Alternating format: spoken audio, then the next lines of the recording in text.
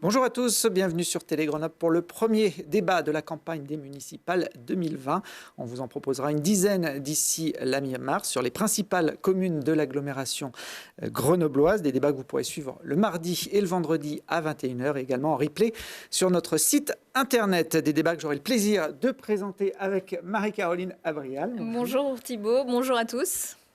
C'est la parité, hein. C'est la parité sur les listes, c'est aussi la parité sur les Voilà, c'est pour ça que parfois vous nous verrez interchanger nos places. Aujourd'hui, on va s'intéresser à la commune de Saint-Égrève. Et avant de vous présenter les candidats qui sont parmi nous et qui ont accepté de participer à ce débat, je vous propose de regarder la carte postale de Saint-Égrève.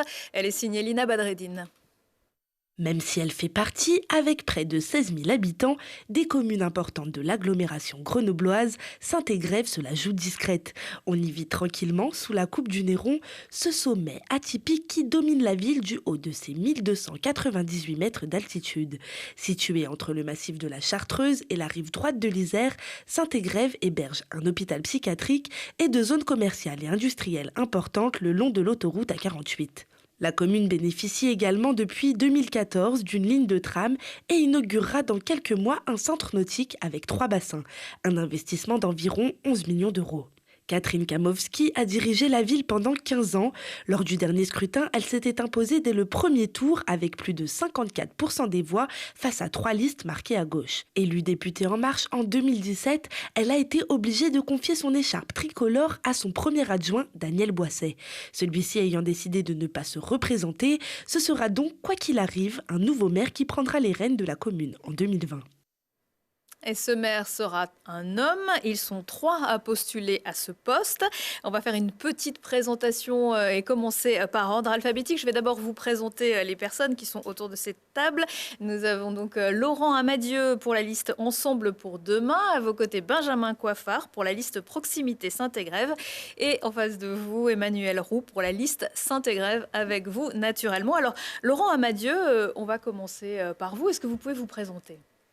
Bonjour, alors je vais me présenter, donc je suis Laurent Amadieu, j'ai 46 ans, j'ai 2 enfants de 12 et 16 ans, je suis marié et en couple depuis 25 ans. J'ai été installé une première fois à Saint-Égrève en tant qu'étudiant de 1995 à 1998 parce que je venais de la région parisienne et je suis revenu dans la commune en 2003 pour m'y installer un peu plus durablement. Voilà, j'ai plusieurs engagements sur la commune. J'ai fait partie des gens qui ont pu créer un pédibus, par exemple, pour amener des enfants soit en vélo, soit à pied, et pour soulager aussi les parents qui devaient parfois partir loin travailler et parfois en véhicule. Je suis aussi membre du foyer du Collège Chartreuse, parent d'élèves, etc. J'ai plusieurs activités.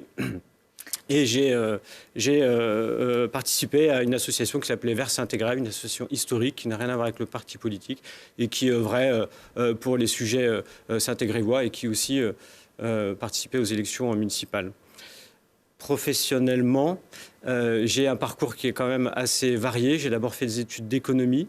J'ai eu 2 masters en économie et sur les questions européennes. J'ai d'abord travaillé dans la banque, dans le secteur bancaire, pendant 4 années en étant responsable d'un back-office sur des produits financiers.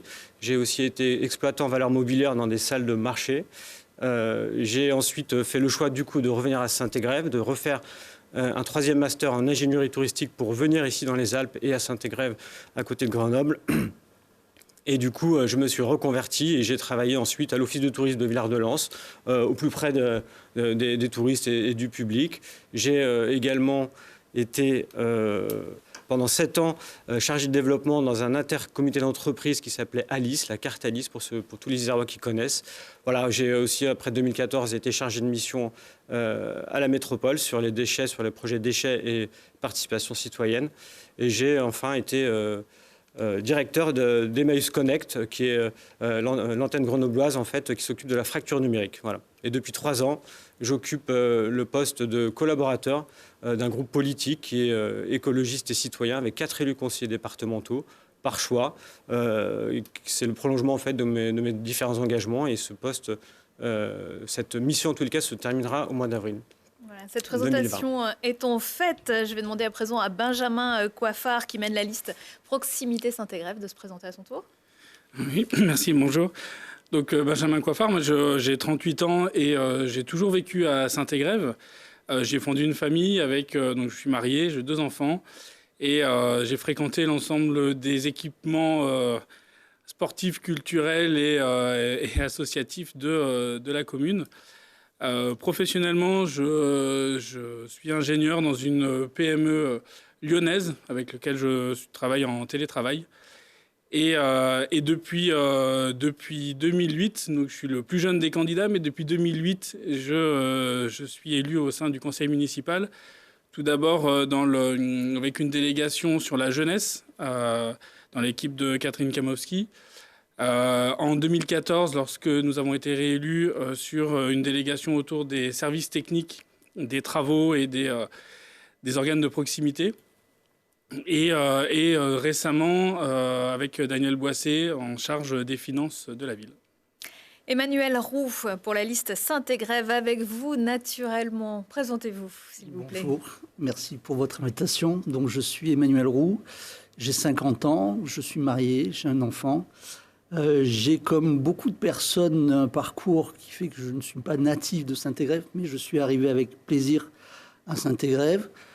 J'exerce à l'heure actuelle la fonction d'enseignant-chercheur à l'Université Grenoble-Alpes, dans un département qui s'intéresse aux questions d'urbanisme et de géographie.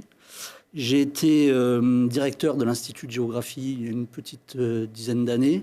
Et dans le cadre de mes activités de recherche et d'expertise, j'ai travaillé pour le compte du ministère, des délégations d'aménagement du territoire, sur des questions associées au développement des villes, des métropoles, et puis à la place des espaces ruraux également. Donc j'ai un parcours de formation qui a fait que je suis arrivé à Saint-Égrève parce que je souhaitais travailler sur les espaces de montagne alpine. Donc j'ai obtenu un doctorat et ensuite donc, je suis rentré à l'université. Et je suis arrivé donc à Saint-Égrève pour pouvoir trouver un endroit pour être en famille, participer aux activités de la ville, puisque je suis membre d'associations. Et en 2008, j'ai été sollicité par Catherine Kamowski pour rejoindre sa liste, parce qu'à l'époque, il y avait 2 chantiers un peu importants qui arrivaient, le tram et les questions d'évolution d'urbanisme. Et donc, elle m'a demandé de pouvoir m'occuper de ces dossiers. Et en 2007, ensuite, j'ai été aussi adjoint aux finances, jusqu'à récemment. Et aujourd'hui, donc, je souhaite conduire une liste et donc un projet novateur pour Saint-Égrève. Alors Saint-Égrève, c'est une ville où il fait bon vivre, vous n'allez pas me démentir. C'est aussi une ville qui n'a jamais été très marquée politiquement. Lors des dernières élections à la mairie, en 2014, Catherine Kamowski l'avait emporté dès le premier tour. On va revoir ces résultats avec plus de 54% face à 3 autres listes. Divers Gauche, Jean-Marc Puech, Laurent Amadieu déjà avec 17% et Sylvie Guinard pour le PC 7,5%. Je précise que ça, ce sont les positionnements politiques de la préfecture. Catherine Kamowski, sur cette élection, en tout cas, a été considérée comme divers gauche. Benjamin Coiffard, vous qui étiez sur sa liste, ça peut paraître surprenant. Il n'y a pas de candidature qui incarnait une tendance droite en 2014 ?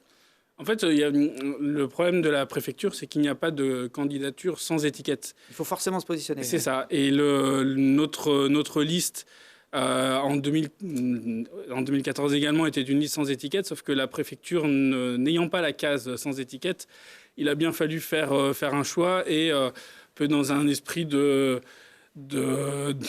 provocation, de contradiction, je ne sais pas, Catherine Kamowski a choisi de dire on sera tous à gauche. Comme ça. Voilà pour l'explication. En tout cas, elle s'inscrit dans une certaine stabilité de la majorité municipale qui a été reconduite depuis 25 ans. Il n'y a eu que 6 maires depuis la fin de la Deuxième Guerre mondiale à Saint-Égrève, en considérant également l'intérim de Daniel Boissé. Benjamin, vous êtes soutenu par les 2 derniers maires, Catherine Kamowski dont on parlait et Daniel Boissé. Puisqu'on parlait de positionnement politique, est-ce qu'on peut dire que vous êtes peut-être des 3 candidats celui qui est le plus à droite ? Alors, la question du positionnement politique, c'est quelque chose, on en parlait juste avant sur le fait d'être une liste sans étiquette. On peut dire que si être de gauche, c'est le social, c'est la solidarité, c'est le bien-être, le vivre ensemble, pardon, je suis de gauche. Si être de droite, c'est la la tranquillité publique, c'est le soutien des emplois, c'est la sécurité. Alors, je suis de droite. Si être écolo, c'est avoir une conscience environnementale, penser le développement de la ville, alors je suis écolo. Ces considérations, pour moi, sont un peu dépassées. On le voit dans les considérations plus récentes. C'est pas ce qui intéresse les Français et les Saint-Égrévois notamment. Pour moi, c'est pas quelque chose qui importe. Vous l'avez dit, j'ai le soutien, la liste a le soutien des 2 précédents maires. Pour moi, c'est ça qui est important, c'est d'avoir un ancrage local et des personnes qui représentent des bilans, des valeurs. Pour moi, c'est ça qui est important plutôt que les différents soutiens ou étiquettes que ça peut traîner derrière. Puisqu'il faudra quand même donner une couleur pour la préfecture, vous allez mettre quoi, divers droite sur c'est une bonne question. Je pense qu'on aura... Faut pas traîner, c'est bientôt le oui. liste. Là, la dernière fois, Catherine avait joué un petit peu en disant, comme il y a un nombre impair, allez, divers gauche, divers droite, divers gauche, divers droite, je ferai peut-être la même chose. Ça a vraiment aucune importance et c'est vraiment pas la question qu'on se pose au sein de notre équipe parce que c'est pour nous, il n'y a pas il y a rien derrière en fait ce type d'étiquetage c'est un peu dommage que la préfecture ne permette pas réellement de coller à la réalité du terrain et de pouvoir avoir une étiquette sans aucune étiquette. Bon, je précise pour que ce soit clair que vous avez été quand même adhérent de l'UMP pendant quelques années, mais que vous avez quitté le parti depuis. Vous êtes soutenu, vous l'avez dit, par Catherine Kamowski, qui est aujourd'hui députée La République En Marche. Oui. Et pour autant, le soutien, on va dire, officiel de La République En Marche n'est pas pour vous, mais pour Emmanuel Roux. Emmanuel Roux, c'est un avantage d'être soutenu par le parti du président ? Je ne sais pas si c'est un avantage, on le saura le 22 au soir.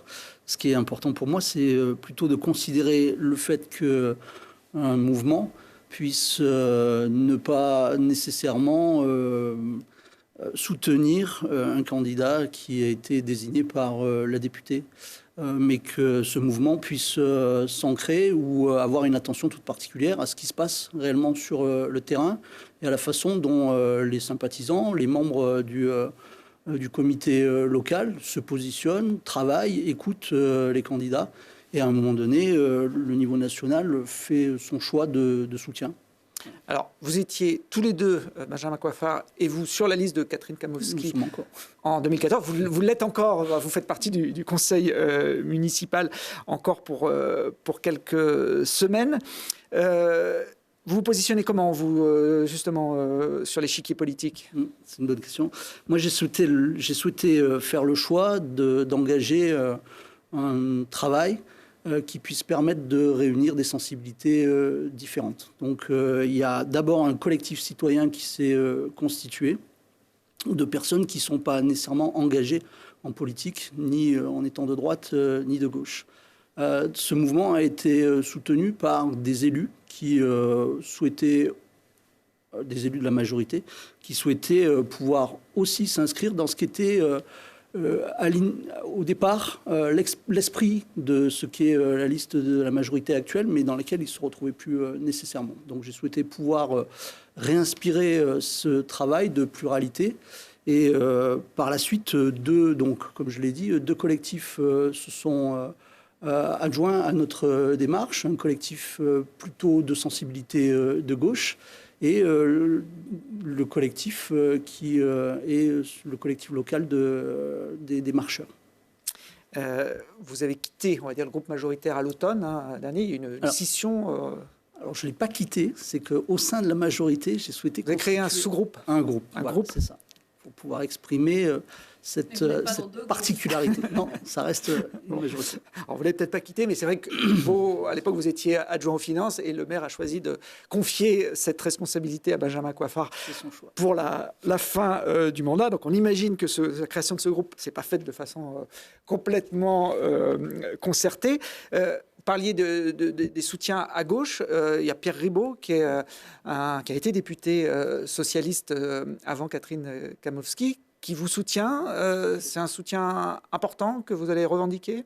Bien sûr, c'est un soutien important. À partir du moment où des figures politiques ou des personnes qui s'engagent sur le terrain depuis plusieurs années souhaite retrouver ou porter un certain nombre de valeurs. Tout à l'heure, on parlait de valeurs.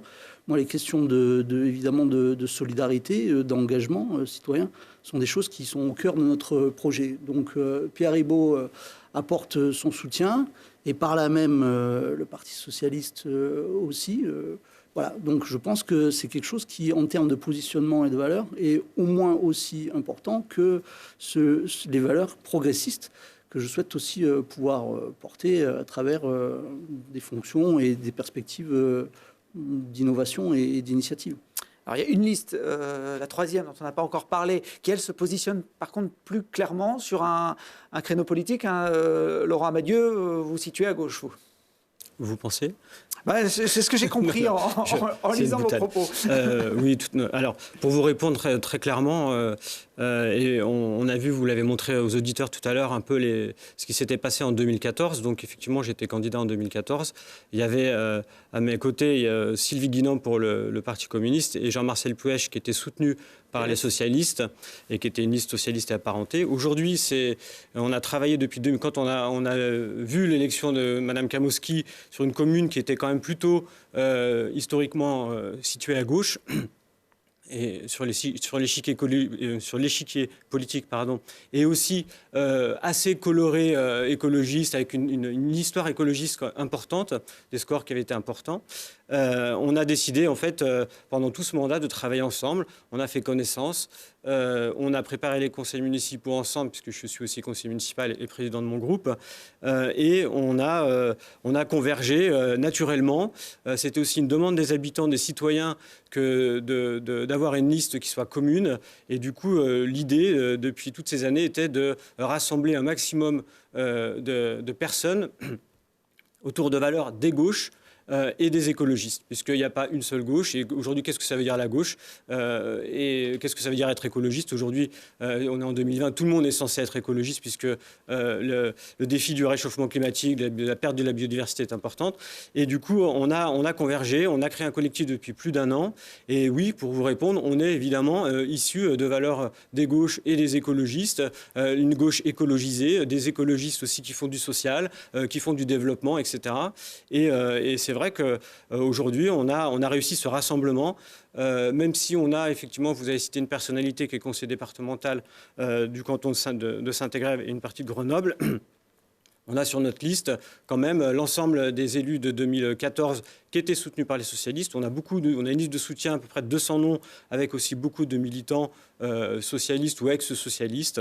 Et pour nous, Ensemble pour demain, qui est le nom de notre liste, on a en face effectivement quelque chose qui, de l'ordre d'une liste En Marche peut-être plutôt tendance un peu droite, vous l'avez rappelé vous-même, et une liste En Marche où on s'interroge aussi sur son positionnement.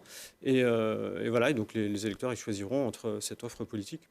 Il y a des socialistes sur vos deux listes, il y a des marcheurs sur les listes d'Emmanuel Roux et de Benjamin Coiffard. Ça veut dire qu'au second tour, il y aura des rapprochements assez faciles entre vous trois. Vous avez déjà imaginé vers qui vous pourriez aller en fonction des résultats du premier tour, Benjamin Coiffard? On peut peut-être laisser se faire le premier tour. Oh, j'étais à peu près sûr que vous alliez me répondre ça, mais on le tente quand même. C'est peut-être vous le pivot, Emmanuel Roux, puisque vous avez des marcheurs et des socialistes sur votre liste. On se dira les choses le 15 au soir sur ce que peuvent être les organisations pour demain. Mais en l'occurrence, je partage le sentiment que les Saint-Égrévoises et les Saint-Égrévois, avant même d'anticiper sur ce que pourra être le résultat, souhaitent d'abord savoir ce que chacun d'entre nous pourrons porter comme projet. Bon, on verra ça. Si je pouvais ajouter, parce que vous avez parlé de M. Roux comme étant le pivot, parce qu'il avait des socialistes, je ne sais pas si M. Roux et sa liste, c'est la liste pivot par rapport à ces socialistes. On a quand même M. Ribaud qui a, pendant des années, fait des communiqués de presse contre tous ceux qui étaient République En Marche, que ce soit des conseillers départementaux ex-socialistes qui sont devenus En Marche, ou que ce soit des députés En Marche. Il a fait des communiqués de presse contre les positions d'En Marche, et aujourd'hui, il soutient une liste qui est officiellement soutenue par En Marche. Donc nous, personnellement, ça nous interroge sur les valeurs, mais bon. On n'a pas Pierre Ribaud autour de ce plateau, mais on comprend qu'en tout cas, le scrutin sera assez incertain au premier tour et qu'on suivra ça avec intérêt.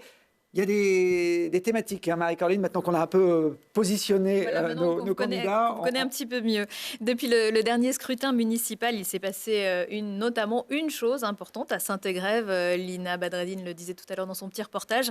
C'est l'arrivée du tramway en 2014, juste après les élections municipales.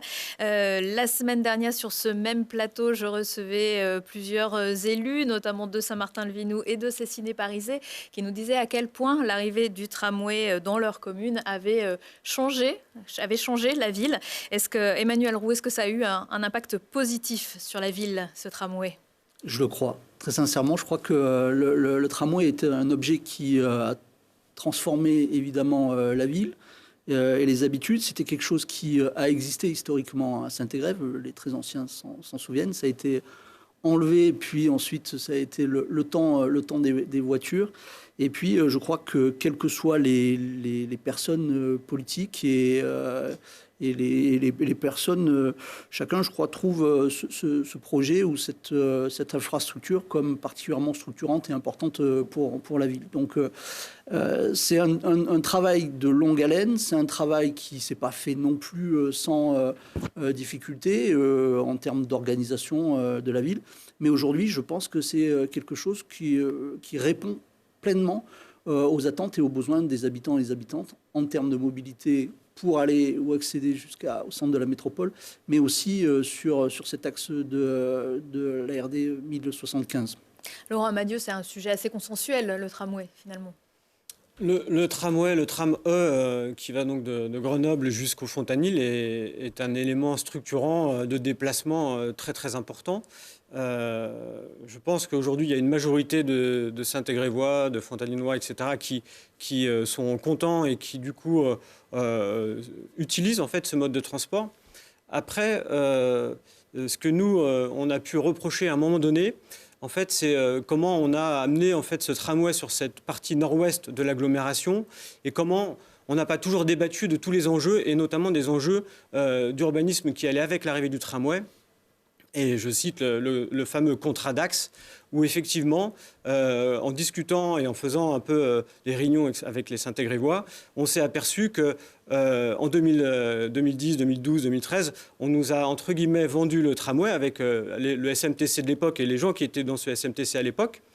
Et qu'on n'a pas forcément expliqué quels allaient être les changements derrière et les changements en termes d'urbanisation, puisque le contrat d'axe prévoyait quand même plusieurs milliers de logements, 3700 logements qui ont été construits entre le 1er janvier 2010 et le 31 mai 2018 sur l'ensemble de l'axe. Aujourd'hui, on est déjà aux alentours de 5000. Il y avait des projections qui étaient bien plus importantes. Et ça aurait dû être mis au débat en fait, des Saint-Égrévoises et des Saint-Égrévois pour dire, oui, on est proche de la ville-centre, on va avoir un élément structurant de déplacement, mais du coup, ça va aussi avoir comme conséquence une urbanisation, des immeubles qui poussent, etc. Et ce débat-là n'a pas vraiment eu lieu. Aujourd'hui, du coup, vous avez des Saint-Égrévoises et des Saint-Égrévois qui se retrouvent dans des zones pavillonnaires avec des immeubles qui poussent, etc., permis par un plan local d'urbanisme de cette majorité, hein, avec M. Roux qui était adjoint à l'urbanisme et M. Coiffard aussi à la voirie. Et du coup, en termes de démocratie, de dialogue, de transparence, ça a été un peu compliqué. Benjamin Coiffard, est-ce que vous avez l'impression que l'arrivée du tramway a été mal préparée ou qu'en tout cas les conséquences aujourd'hui ne sont pas celles auxquelles on aurait pu s'attendre ? Alors l'arrivée du tram a été, je pense que vous parliez de consensus tout à l'heure, effectivement, c'est une chose très, très favorable à Saint-Égrève, notamment sur les mobilités. On travaille actuellement aussi avec le SMTC à élargir un peu ces mobilités, les lignes de bus, notamment la ligne 22, pour ramener à la fois les voyageurs vers le tram, mais aussi à desservir l'ensemble des quartiers de Saint-Égrève. Sur la question de la préparation de l'arrivée du tram, il y a eu un certain nombre de réflexions qui l'ont accompagné. Et l'urbanisation, vous parliez tout à l'heure, M. Amadieu, du fait que ça se développe au-delà de la ligne des 400 mètres du tram. Je pense qu'il y a... On ne parle pas simplement de l'arrivée du tram. On ne peut pas non plus mélanger tous les sujets. Le contrat d'axe, il concerne la ligne de tram et le contrat d'axe est depuis bien longtemps rempli. On a une population à Saint-Égrève qui n'a pas évolué, donc on a une demande. Il faut construire plus à Saint-Égrève, plus d'immeubles.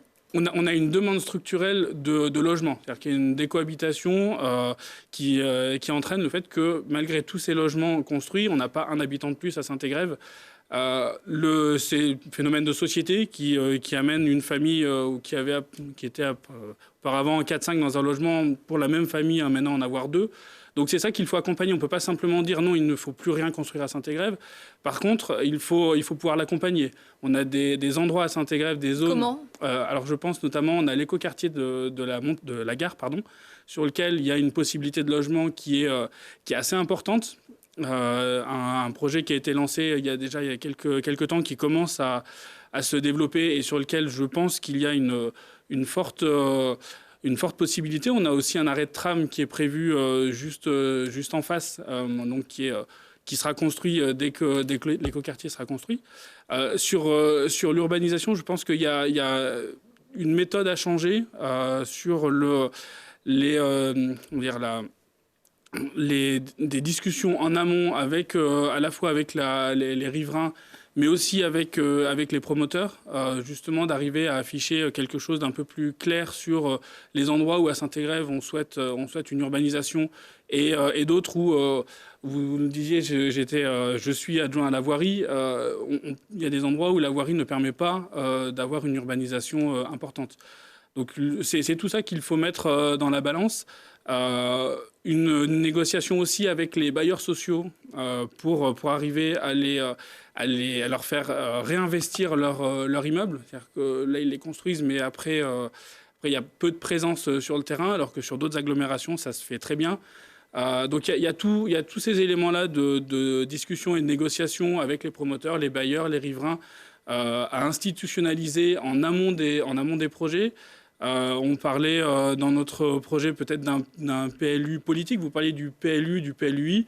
Je les ai votés. On les a tous votés en conseil municipal. C'est des documents qui sont techniques. La question, elle se porte pas tellement sur ces éléments-là.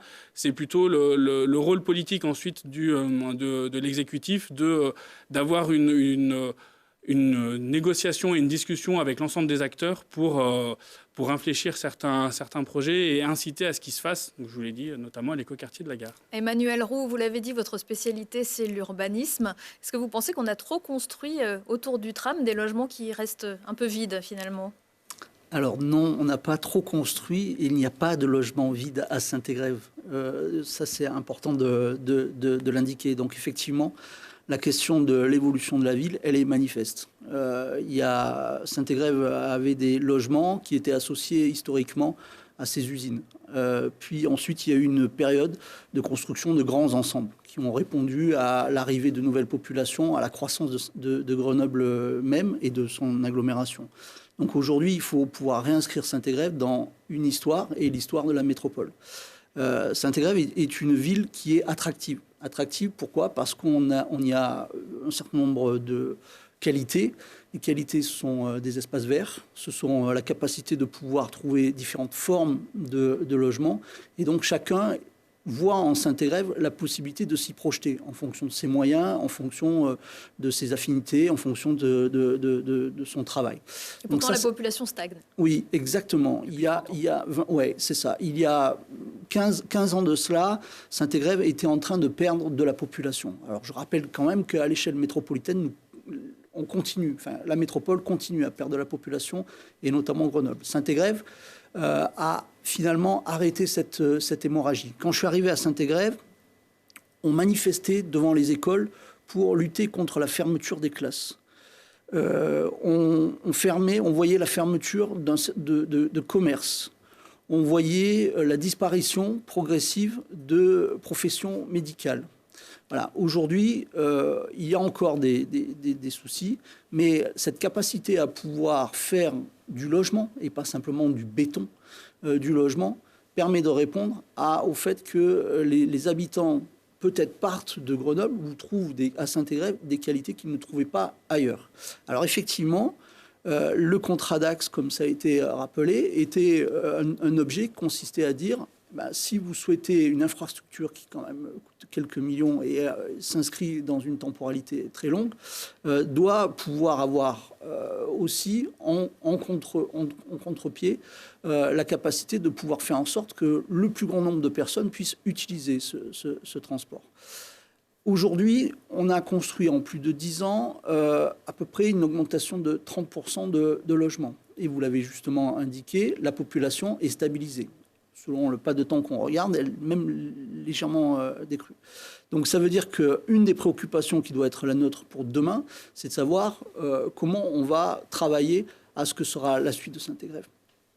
La suite de Saint-Égrève, c'est aujourd'hui effectivement du pavillonnaire dont on voit parfois des familles qui font le choix de vendre les terrains.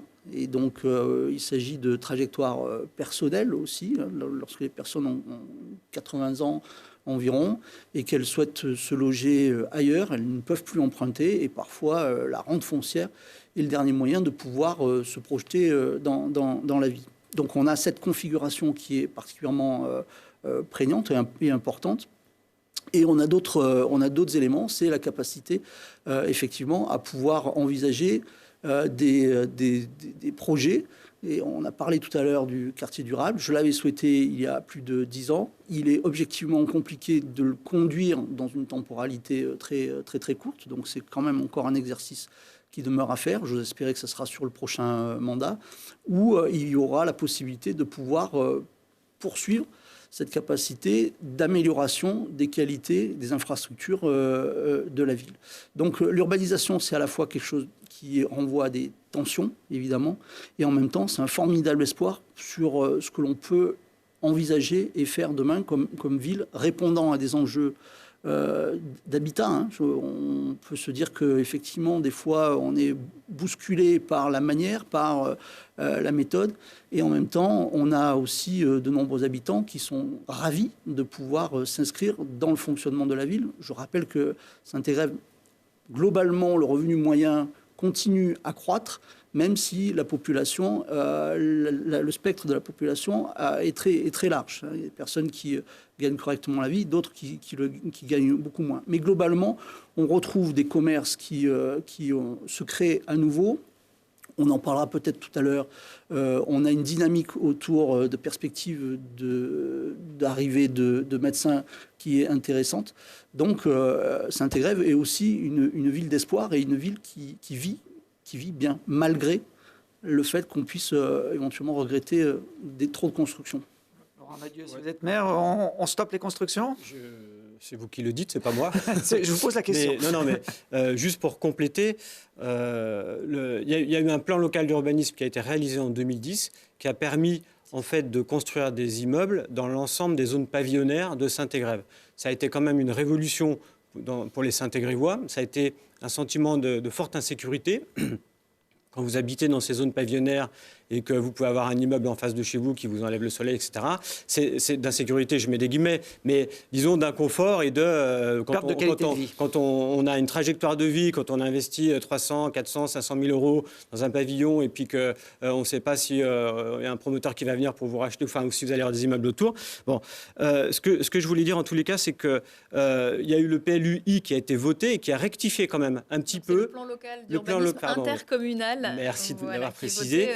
Qui est revenu un petit peu sur ce qui avait été réalisé par la majorité actuelle, et par exemple qui a baissé d'un étage sur certaines zones la hauteur des immeubles, qui a aussi fait un retrait de 3 mètres sur le long de l'axe du tramway, parce qu'on avait des immeubles qui étaient vraiment très proches de cet axe-là. Et nous, notre liste Ensemble pour demain, en fait, on a pas mal de revendications vis-à-vis de ce plan local d'urbanisme intercommunal.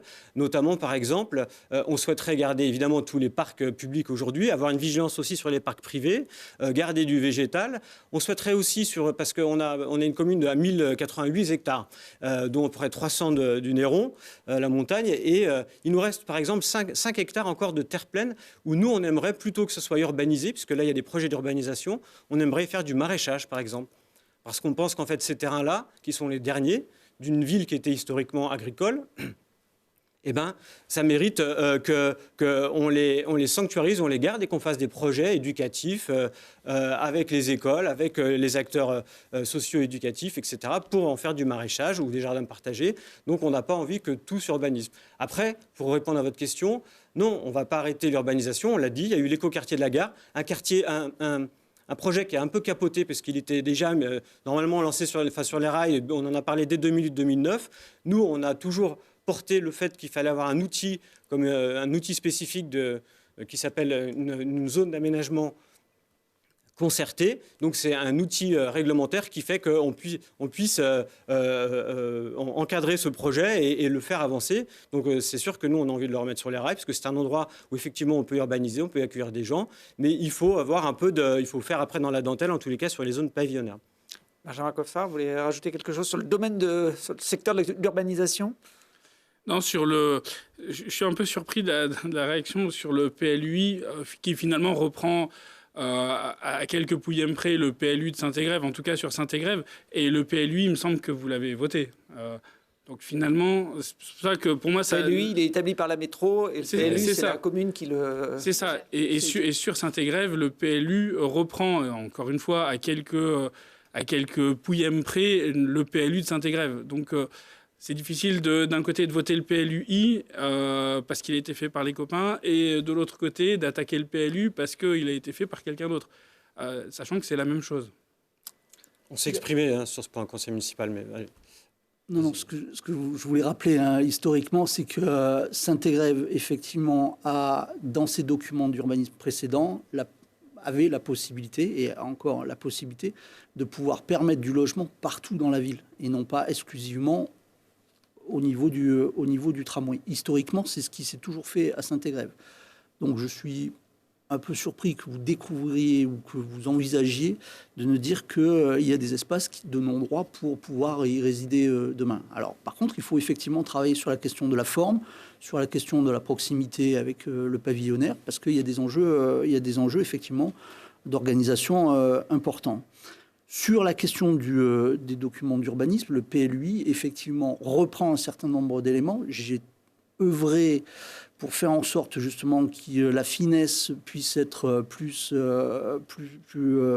déterminante dans la capacité à trouver des modalités de fonctionnement qui conviennent à tout le monde. Ce travail-là, je le dis d'ores et déjà, n'est pas terminé. Il vient d'être voté, le PLUI, mais l'ensemble des élus en place, et je pense demain, auront à cœur de pouvoir encore faire en sorte que les documents d'urbanisme soient plus en phase avec les besoins des habitants et des habitantes. Donc le chantier n'est pas clos. Il est d'autant moins qu'il y a deux éléments qui sont particulièrement importants pour dire la manière dont on a envie de vivre ensemble à l'échelle de la métropole. C'est tout ce qui a trait à la question de la politique du logement. Vous parlez de choses particulièrement intéressantes, de projets immobiliers qui sont en cours et qui ont été votés et dont les permis existent. Et vous dites aujourd'hui que vous allez y mettre du maraîchage à la place. C'est juste pas possible, monsieur Amadieu. Donc ces documents vont être mis en chantier et en débat après-demain, en 2022, pour ce qui concerne les questions des manières d'habiter à l'échelle de la métropole. Et dans le même temps, il va y avoir la révision d'un document qui s'intéresse à l'ensemble du fonctionnement et des organisations métropolitaines et donc saint-égrévoises qui vont avoir des enjeux particulièrement importants. Donc oui, à charge à nous de faire en sorte qu'il puisse y avoir une évolution dans notre manière de penser la ville, de penser donc Saint-Égrève aussi, mais en respectant ce qui sont aussi des fonctionnements législatifs et des documents qui s'imposent et que nous construisons ensemble. La qualité de vie, ça passe par le logement, ça passe aussi par les services publics. Il n'y a pas que Grenoble qui a eu son affaire des bibliothèques. Il y en a eu une également à Saint-Égrève. 2 bibliothèques ont été fermées au cours du mandat, Fiancé et Rocheplaine, pour centraliser sur une grande médiathèque. Alors, je vois Benjamin Coiffard qui fait non de la tête, donc il va nous expliquer sûrement de façon moins caricaturale le problème. En tout cas, ça a fait parler au sein des habitants de Saint-Égrève, cette réorganisation. C'est ça. Alors, les bibliothèques, les annexes de Fiancé et de Rocheplaine sont actuellement ouvertes et resteront ouvertes jusqu'à l'ouverture. Vous projetez de les fermer? Alors non, et non, c'est là que... D'accord. qui a l'explication. C'est-à-dire qu'on a un projet de médiathèque qui, je crois, fait assez consensus sur son intérêt et sur la présence du livre, mais pas que du livre, dans cet outil, avec un agrandissement aussi bien des surfaces, mais également ça permet de recomposer les espaces à l'intérieur, d'avoir une salle d'exposition sur laquelle un certain nombre d'activités culturelles pourront avoir lieu. Après, se pose la question des annexes. Dans le projet que nous portons et qui a été... alors on le porte là dans notre équipe, mais il a aussi été discuté avec les Saint-Égrévois lors des différentes réunions de concertation qu'il y a eu sur ce projet, c'est qu'on se rend compte que ce qui est important sur ces annexes actuellement, c'est le lien social. C'est-à-dire d'avoir un lieu dans lequel les Saint-Égrévois puissent se retrouver, aller chercher du livre, aller chercher aussi un conseil de la part des bibliothécaires qui sont là. Mais il y a une des bibliothécaires qui est à financer, qui est sur notre liste. Donc il nous a bien expliqué comment ça se passait et comment elle fonctionnait avec les gens du quartier de Fiancé. Et elle nous dit, il y a cette présence du livre qui est importante, mais il y a aussi tout le lien social qui l'est peut-être encore plus. Et dans notre projet, on a souhaité s'interroger là-dessus et se dire, d'une part, pourquoi il n'y aurait que 2 quartiers qui auraient ces lieux de proximité. On va les développer et on en imagine 4. Alors, plutôt que de fermer 2 bibliothèques, finalement, on en ouvre 2 de plus. C'est d'avoir sur les quartiers, notamment de la Monta, qui est le haut de la Monta, qui est assez éloigné, le quartier de la Gare aussi, et de réinvestir les deux annexes actuelles qui sont Fiancé et Roche-Pleine, pour leur mettre à l'intérieur, leur laisser les collections de livres qui sont déjà présentes, mais pouvoir avoir, on a appelé ça des pôles de proximité, c'est-à-dire que l'ensemble des services de la ville, mais aussi les associations, mais aussi toute activité qui pourrait s'y intégrer puisse avoir lieu dans ces pôles de proximité. Là, les bibliothèques sont ouvertes sur des créneaux qui sont très restreints. C'est d'arriver à les ouvrir un temps maximum et de pouvoir avoir à l'intérieur le service des bibliothèques. C'est-à-dire que le service bibliothèque, le service municipal des bibliothèques sera présent, mais également tous les autres services de la ville qui pourraient y être, ne serait-ce que, pourquoi pas, une permanence des services d'accueil de la mairie pour aller retirer des clés de salle, et d'avoir ces lieux-là, d'en avoir 4, et de favoriser l'appropriation de ces lieux par les associations, par tout un tas d'acteurs, et justement de les ouvrir plus que ce qu'elles ne sont actuellement, et bien évidemment de les remoderniser, parce que les lieux sont quand même dans un état... Donc on a compris que vous proposez de changer en gros des annexes de bibliothèques qui reviendraient plus des annexes de mairie, avec une multiplicité des services et lieux de proximité. C'est plutôt une bonne idée, Laurent Amadieu ? Alors, je trouve les arguments de M. Coiffard pas très convaincants, et je m'en excuse, mais non, mais je vais vous répondre. En tant que conseiller municipal, il y a eu une délibération qui a été votée en juillet 2017. Cette délibération, elle était accompagnée d'une note, et sur cette note, il était question de fermeture des 2 bibliothèques, et que moi j'appelle pas, et que les Saint-Égrévois n'appellent pas annexes, mais des 2 bibliothèques de quartier, c'est-à-dire les 2 tiers des bibliothèques. Et il y a eu un collectif d'habitants qui est venu en conseil municipal. C'est la seule fois où nous, on a demandé une suspension, un moratoire en fait sur ce projet-là, et du coup on a quitté le conseil municipal à l'époque. Nous, notre position est depuis ce moment-là, effectivement, il y a eu un retour en arrière de M. Boisset, de son équipe, de cette équipe ici, en disant on va garder ces lieux ouverts, on va en faire des services de proximité, publics, etc. Pour nous, des bibliothèques, c'est pas seulement un équipement, un lieu, et pour toutes les documentalistes et bibliothécaires, une bibliothèque, c'est du personnel, c'est des actions d'aller vers des publics, c'est des projets, et il faut du personnel. Donc notre engagement à nous, il est évidemment de maintenir ces 2 bibliothèques, ce qui n'empêche pas d'ailleurs d'aller sur des actions vers les quartiers que vous avez cités, évidemment, mais de les maintenir ouvertes et même de les rénover puisqu'elles n'ont pas été rénovées depuis 40 ans, depuis l'origine. Donc il y a aussi ce problématique-là et donc on ira bien plus loin et on va en refaire des lieux conviviaux, etc. En ce qui concerne l'extension Barnave, on va évidemment s'autoriser, si on arrive à convaincre les électeurs dans un mois et si c'est nous la future majorité, eh ben, on va s'autoriser à revoir un peu ce projet-là et à le regarder sous un autre angle puisqu'on a aussi beaucoup travaillé cette question-là de la lecture publique à Saint-Égrève, de la culture en général et on veut en faire un lieu, si jamais on doit continuer ce projet, un lieu qui ne soit pas seulement une médiathèque. Benjamin Coiffard ? Oui, je m'étonne notamment néanmoins que pour quelqu'un qui est soutenu par le fossoyeur des bibliothèques à Grenoble, nous à Saint-Égrève, pour pas le citer, à Saint-Égrève, on les a rendues gratuites les bibliothèques. Donc si je comprends bien, également gratuites à Grenoble depuis quelques mois. Si je comprends bien dans votre projet, le projet de médiathèque, vous le supprimez. C'est pas ce que j'ai dit. Ah, mais... J'ai dit qu'on s'autorisait à le revoir. Mais le projet de médiathèque, les médiathèques, ça fait 20 ans qu'on fait des médiathèques. Aujourd'hui, amener des jeux vidéo pour les parents et leurs enfants à la bibliothèque Barnave, je crois que c'est pas le sujet en fait. La question n'est pas là. On peut écouter de la musique depuis son téléphone portable.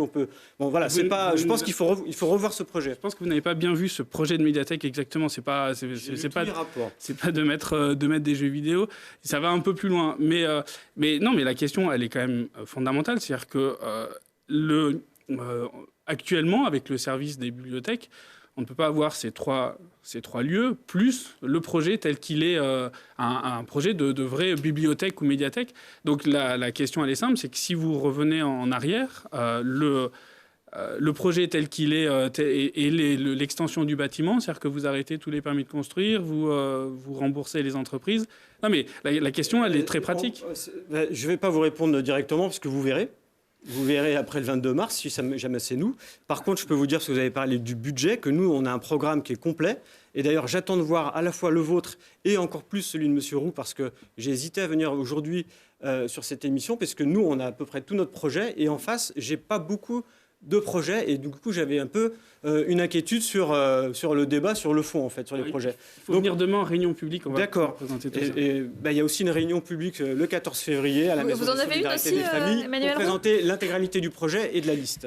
Donc, on invite aussi tout le monde. On en a une le 20 février. Voilà, on a fait un petit tour de table. Aussi une le 20 février. Mais juste pour vous dire que de notre côté, on a fini notre projet et que ça rentre tout à fait dans les enveloppes, sans hausse d'impôts. On a comptabilisé combien ça ferait en plus en fonctionnement et en investissement sur 6 ans.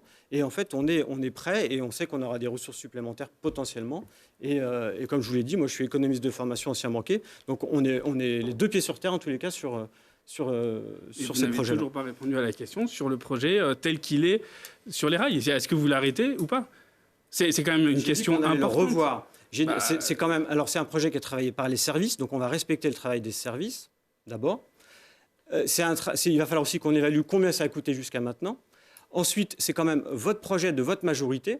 L'élection étant dans un mois, on vous a déjà demandé un conseil municipal en décembre quand est-ce qu'était le permis de construire, puisque aujourd'hui, on rebat les cartes quand même. Les gens vont choisir, les électeurs vont choisir. Donc, on s'autorise à penser qu'on peut avoir un mois où on attend un peu et de mettre un peu, d'avoir un regard quand même sur le projet qui va sortir après. C'est un projet de mandat, donc il a été discuté et voté par les... oui, mais donc il est sur les rails. Donc la question simple, vous l'arrêtez ou pas ? Je crois qu'on n'aura pas la réponse. Aujourd'hui, Emmanuel Roux, ce projet de grande médiathèque... Est-ce qu'il y a de la place pour plusieurs petites bibliothèques, une grande médiathèque ? Qu'est-ce qu'on fait ? Je crois qu'il y a la place pour tout. Ce qui est intéressant dans votre question, c'est la question des équipements. Et des équipements notamment dédiés à la question de la culture. J'ajouterai...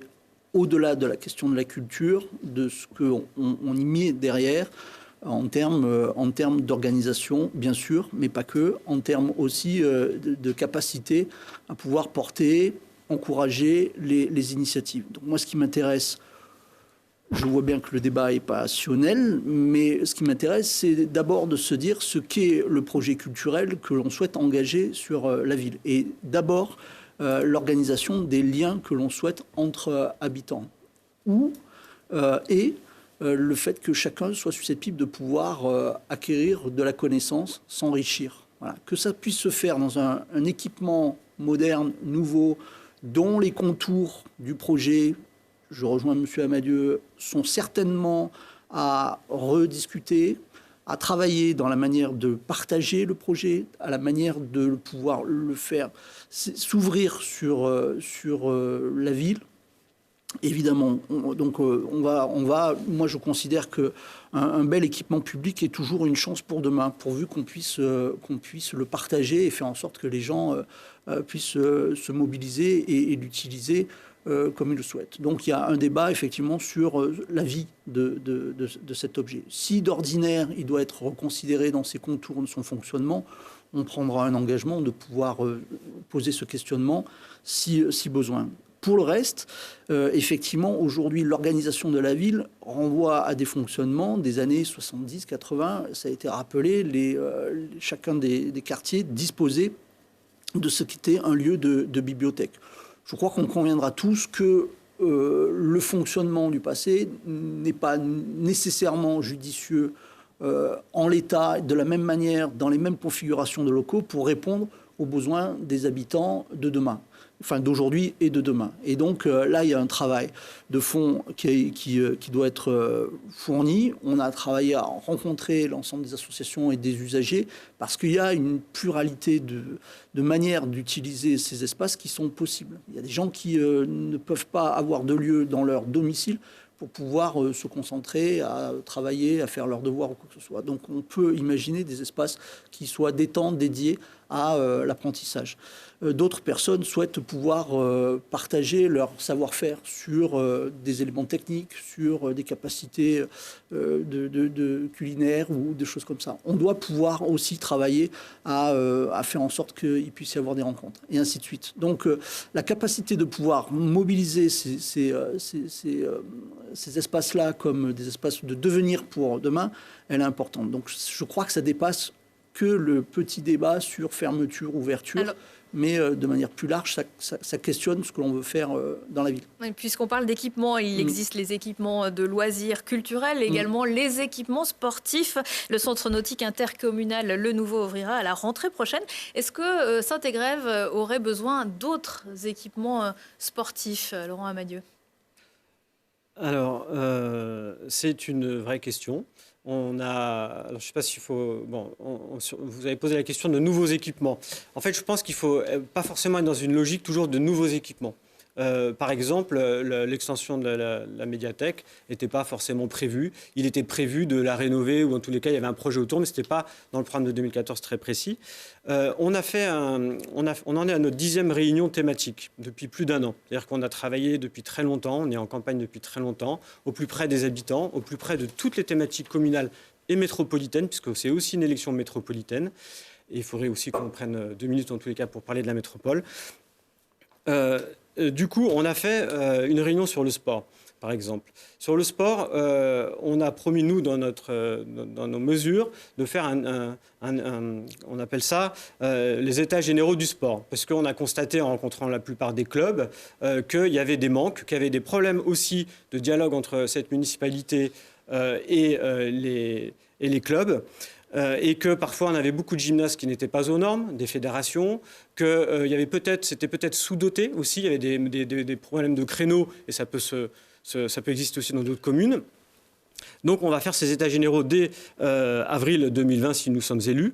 Et en fonction des résultats et des priorités, on va voir, déjà on s'est engagé aussi à rénover, on va le voter la semaine prochaine, le gymnase Près-Dieu, mais on pense qu'il faut aller même encore un peu plus loin, plus un autre gymnase qui s'appelle le gymnase de la Gare, etc. Donc de rénover ces gymnases pour les mettre aux normes. Et en fonction de ça, de voir si on peut mieux mutualiser. Et si ça ne suffit pas, évidemment, on va s'engager aussi à créer un nouveau gymnase, puisque ça fait très longtemps qu'il n'y en a pas eu. On en a eu un qui est sorti en 2008, qui était l'espace Robert Fiat, qui était une salle où l'idée de départ était intéressante de mutualiser à la fois du sport et d'autres événements culturels, par exemple. Mais on s'est aperçu, tout le monde s'est aperçu que finalement, il ne satisfaisait pas, en tous les cas, au club sportif. Et donc, du coup, oui, il y a peut-être besoin d'en refaire un, donc on le fera, mais on ne le fera pas sans concertation et avec les acteurs. Benjamin Coiffard, je crois que vous proposez vous aussi, vous proposez également la création d'un nouveau gymnase. C'est ça. Alors, nous, les clubs sportifs, on les rencontre assez régulièrement et la question, elle est simple. C'est-à-dire qu'il manque des équipements. Vous parliez, M. Amadieu, de l'espace Robert Fiat, qui est complet 365 jours par an, il manque, il n'y a pas besoin de réfléchir très longtemps pour voir qu'il manque un équipement. Et du coup, la proposition, dans notre projet, nous, dès que comme c'est quelque chose qui est uniquement porté par la ville et ou le CIVOM, c'est quelque chose qui peut se faire assez rapidement. Et la construction d'un gymnase dans le prolongement de l'espace Robert Fiat, vous parliez des rénovations de gymnases qui sont en cours. Oui, l'objectif, c'est de rénover énergétiquement et de mise en accessibilité de l'ensemble des équipements, et les gymnases en font partie. Les écoles ont déjà tout été faites. Néanmoins, ça ne répond pas à la question des créneaux. C'est-à-dire qu'une fois qu'ils seront tout à fait rénovés, il manquera quand même de la place. Et ça, on le sait déjà. Donc, on prévoit la construction de ce nouvel équipement assez rapidement. Emmanuel Roux, vous l'évoquiez tout à l'heure, parce qu'on arrive à la fin de ce débat. La santé, c'est un enjeu sur Saint-Égrève. Je crois que c'est Laurent Amadieu qui disait que c'était un territoire qu'on pouvait considérer comme un désert médical, une ville de plus de 15 000 habitants, adossée à une agglo de 400 000, ça paraît surprenant. Un désert médical, peut-être pas jusque-là, mais effectivement, l'ensemble des protagonistes de la santé et puis les diagnostics qui sont en cours aujourd'hui pour définir les contours des besoins en matière de santé disent qu'il y a à peu près l'équivalent de 13 médecins qui seraient susceptibles de pouvoir être installés à l'échelle du canton et donc Saint-Égrève, et également un manque notable de spécialistes. Donc effectivement, sur la dernière décennie, on a tous observé le départ d'un certain nombre de services de santé. Et dans la même décennie, on a tous dit, je crois, la nécessité de devoir travailler à permettre de faire en sorte que Saint-Égrève ne soit pas en difficulté par rapport aux réponses de besoins de médecins. On y est aujourd'hui dans cette urgence parce que un certain nombre de médecins ont pris leur retraite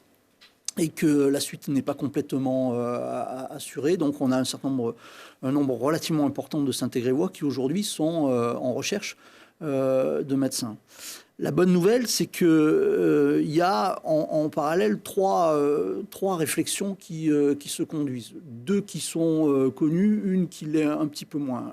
La première, c'est que des médecins ont diligenté, organisé des réunions de travail, la dernière pas plus tard que vendredi dernier, sur la question de l'organisation des systèmes de santé, c'est-à-dire la capacité entre médecins et professions médicales de dialoguer et de discuter pour mieux permettre un parcours de santé pour les habitants. Alors ça ne répond pas pleinement aux besoins, mais donc le deuxième projet qui est paru, dont on a tous pris connaissance et que l'on évidemment soutient, Pierre Ribaud est une des personnes qui soutient particulièrement ce projet. Donc on a travaillé de longue date avec l'association de préfiguration, prône la perspective et la possibilité de création d'un centre de santé. Donc ce qui permettrait à la fois de répondre à des besoins de santé pour tout public, avec des spécificités associées à la capacité de pouvoir permettre des soins avec le tiers payant. Avec une deuxième spécificité qui me semble intéressante également, c'est la question de pouvoir travailler à des objets de prévention en matière de santé. Et là, je crois qu'il y a des réels besoins. La troisième dimension, c'est que bien sûr qu'on souhaitera que ce centre puisse s'implanter dès 2021 à Saint-Égrève, mais qu'il puisse aussi bénéficier à nos communes voisines qui elles-mêmes sont dans le même cas de figure en matière de besoins de santé. Le troisième projet, qui est pour lui peut-être à échéance un peu plus longue, c'est que j'ai eu la possibilité de rencontrer des personnes qui disent pouvoir ou avoir envie d'inscrire un projet également de maison de santé dans une perspective temporelle qui demeure à définir, mais qui permettrait de compléter le dispositif dont on vient de parler. Donc si hier on pouvait légitimement être inquiet, et encore un petit peu aujourd'hui, je crois qu'on a des étapes prochaines qui nous permettent de considérer, de penser, enfin je le pense, que la collectivité puisse accompagner ces démarches et permettre de faire en sorte que chacun soit plus à l'aise avec les questions de santé. Laurent Amadieu, lequel de ces projets vous paraît le plus intéressant à soutenir ? Alors, je souhaitais quand même ajouter que vous êtes dans la majorité depuis 1995, vous élu depuis 2008, que vous avez parlé d'un équipement à 2 800 000 euros qui est l'extension de la bibliothèque Barnave. Je pense que, et nous pensons que ce n'était peut-être pas la priorité et que effectivement, vous l'avez dit vous-même, et parce que vous en faites le diagnostic, il y a besoin d'un gymnase. Donc ça veut dire pourquoi vous ne l'avez pas fait déjà pendant toutes ces années, puisque vous avez l'air d'être sûr de vous. Et de la même manière, dès 2014, les 3 listes de gauche et écologistes avaient alerté et avaient demandé à ce qu'il y ait, en tous les cas, un centre de santé ou un projet en fait, qui allait dans ce sens-là. Et je crois même que sur la liste de Mme Kamowski, ça y était. Et pendant ces 6 ans-là, vous avez laissé partir la radiologie, des spécialistes, notamment pédiatrie, etc. Et on a beaucoup moins de médecins. Et oui, nous sommes dans un désert médical au sens de l'Agence régionale de santé et aussi avec les critères du département. Et du coup, bien sûr qu'on va aussi tout faire. Et nous, notre engagement, et ça ne va pas être simple, mais c'est effectivement d'avoir à la fin de ce mandat plus de médecins qu'on en a aujourd'hui, parce qu'aujourd'hui, ce problème, il est prégnant. Et aujourd'hui, il y a beaucoup de gens qui n'ont plus de médecins à Saint-Égrève. C'est par exemple mon cas. Donc, voilà. Benjamin Coiffard, vous vouliez peut-être répondre rapidement avant qu'on fasse un dernier tour de table. Oui, très rapidement, c'est-à-dire que le centre de santé, effectivement, les choses évoluent et notamment les médecins d'il y a quelques années les jeunes médecins d'il y a quelques années n'ont pas les mêmes demandes que les médecins d'aujourd'hui. Et ce qui ressort de façon très récente, c'est que les jeunes médecins souhaitent avoir des statuts salariés, d'avoir des horaires un peu fixe. Et c'est ce projet-là de maison médicale ou de centre de santé qui, il y a peut-être quelques années en arrière, était un peu plus compliqué à mettre en œuvre. Alors, très rapidement, pour que ce projet fonctionne, il y a besoin aussi d'avoir quelques fonds municipaux. C'est une ligne de crédit que j'ai fait inscrire sur le budget 2020 pour que, dès que le projet est là, pour être au cœur des discussions, ça va assez vite et ça avance assez bien. Dès que ça peut sortir, la ville, quelle que soit finalement la majorité qui ressortira en mars, l'idée c'était que c'est un projet vraiment important pour les Saint-Égrévois sur lequel il faut qu'on puisse avancer. Et donc dès que les négociations avec l'organisme qui gère ça aboutissent, et c'est l'histoire de quelques semaines, ça peut avoir lieu. Donc, c'est pas avant la fin du mandat que ce centre de santé verra le jour, mais avant 2021. Alors, on arrive au terme de ce débat. Nous vous proposons à présent une petite carte blanche pour terminer. On avait commencé tout à l'heure les présentations par ordre alphabétique. Alors, on va repartir dans l'autre sens. Emmanuel Roux, est-ce qu'il y a un sujet dont nous n'avons pas parlé jusqu'à présent que vous aimeriez évoquer ? Bon, il y en a plusieurs. Il faut choisir qu'un. J'en choisirai un et demi, si vous me permettez. Un des sujets qui est important, c'est l'inscription de Saint-Égrève à l'échelle métropolitaine.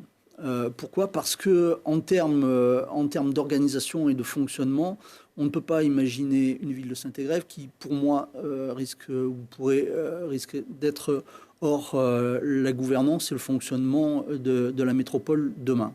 On l'a bien compris, la métropole aujourd'hui, elle est organisée autour de Grenoble et Grenoble aspire toutes les énergies de cette métropole. Donc je souhaite faire en sorte que Saint-Égrève demain puisse reprendre une place au sein de la métropole et que cette métropole, elle puisse s'adresser à tout le monde et pas seulement à Grenoble.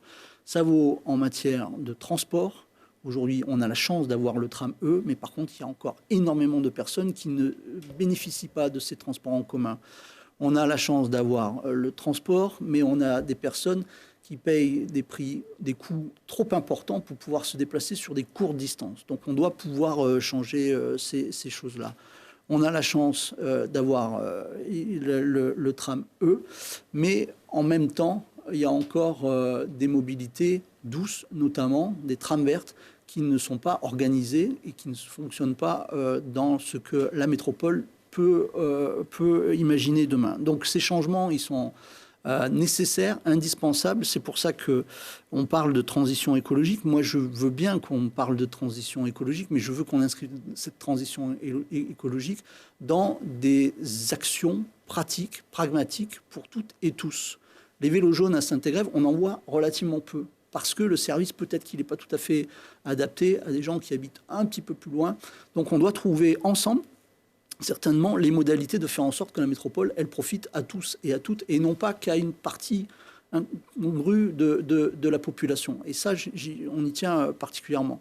Donc cette action-là, il faut pouvoir la porter.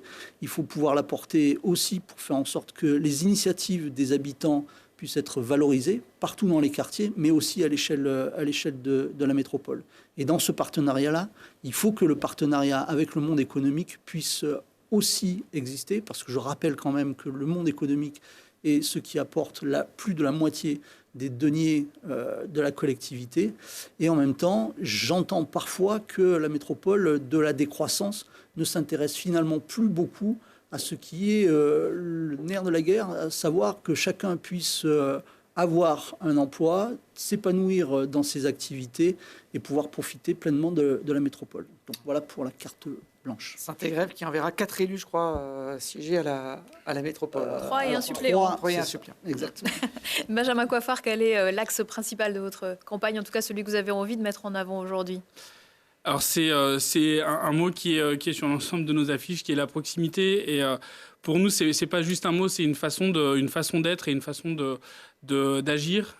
C'est un engagement aussi de l'ensemble des colistiers dans leur mandat, et on l'a traduit de façon très pratique aussi dans notre programme sur des notions de démocratie de proximité, avec notamment l'engagement du maire de venir tous les 6 mois devant la population sous forme de réunions publiques, par exemple, pour s'exprimer, pour échanger sur les sujets très quotidiens. On se rend compte qu'il y a beaucoup de choses de la vie quotidienne qui sont importants pour les Saint-Égrévois, au-delà des grands projets. Donc de pouvoir à la fois partager ça, mais aussi pouvoir assumer les décisions et les engagements pris. C'est aussi l'annonce aujourd'hui d'avoir un premier adjoint qui soit en charge de la proximité et de tous ces outils de concertation.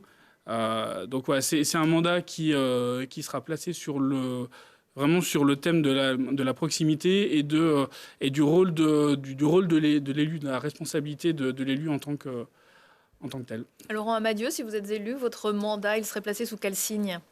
Alors, vous me laissez combien de temps? 10 minutes, 20 minutes 3, 4. Voilà, donc je pensais avoir au moins 20 minutes, mais bon, je ne les aurai pas, c'est ça? Pour une réunion publique, peut-être. D'accord, c'est le 14 février à 20h. Moi, j'avais l'intention de lister un peu des mesures, parce que je vous ai dit que j'ai travaillé, donc je ne vais pas le faire. Donc je vais me recentrer. La place de la métropole, évidemment, puisque Saint-Égrève n'avait pas sa place pendant 6 ans, et c'est vous qui étiez quand même élu à Saint-Égrève dans la majorité. La proximité, ça va de soi, mais c'est pareil, vous avez pêché, entre guillemets, en matière de proximité avec 3 élus de secteur, dont 2 qui étaient toujours absents. Donc je vais juste parler de notre méthode. Notre méthode, c'est une méthode qui se travaille depuis des années. C'est un collectif avec au moins 60 personnes extrêmement engagées. C'est, si jamais on était élu, au moins 25 élus et pas juste un maire, mais c'est une équipe avec des gens extrêmement engagés et qui seront disponibles pour les Saint-Égrévois. Et sur la méthode, donc c'est aussi un adjoint à la proximité, à la vie démocratique, au lien avec les politiques métropolitaines pour que ça puisse se faire le mieux possible. Et c'est aussi l'engagement d'avoir 6 élus de secteur et pas 3 comme aujourd'hui. C'est aussi la possibilité d'un référendum d'initiative citoyenne sur les questions de démocratie. C'est également une multiplication par 3 du budget participatif, puisque aujourd'hui c'est 45 000 euros. On peut largement monter à 150 000 euros quand on investit chaque année au moins 6 millions d'euros. C'est un forum permanent de la transition. Et c'est un peu le regret quand même de cette émission. On n'a pas beaucoup parlé de la transition. J'aurais souhaité parler des déchets, des composts en pied d'immeuble pour chaque immeuble, un plan énergie. On va faire un plan déplacement urbain local aussi, puisque c'est permis, etc., etc. Je vous On remercie. réinvitera peut-être pour un débat d'entre-deux tours. Le premier est prévu le 15 mars, le deuxième le 22. On a quelques jours entre les deux. En tout cas, merci d'avoir joué le jeu de ce premier débat télévisé pour les municipales Merci à vous. 2020 sur Télé Grenoble. Merci Marie-Caroline. On connaît mieux maintenant, toi et moi, la ville de Saint-Égrève, ses Absolument. enjeux et ses perspectives. Je précise, puisque je parlais du premier et du deuxième tour, que Télé Grenoble sera en direct de la préfecture ces 2 dimanches à partir de 19h30 et jusqu'à minuit pour être les premiers à vous donner les résultats de vos communes et vous proposer évidemment les réactions des principaux candidats. On vous invite d'ailleurs tous les 3 dès le premier tour à venir à la préfecture. N'hésitez pas, notre plateau sera Voilà, ouvert. on pourra débriefer comme ça en live sur les résultats de ce premier tour. Merci, on se retrouve très vite puisque tous les mardis et tous les vendredis à 21h, vous avez un rendez-vous important avec les municipales dans l'agglomération grenobloise. Merci à tous. Bonne fin de journée.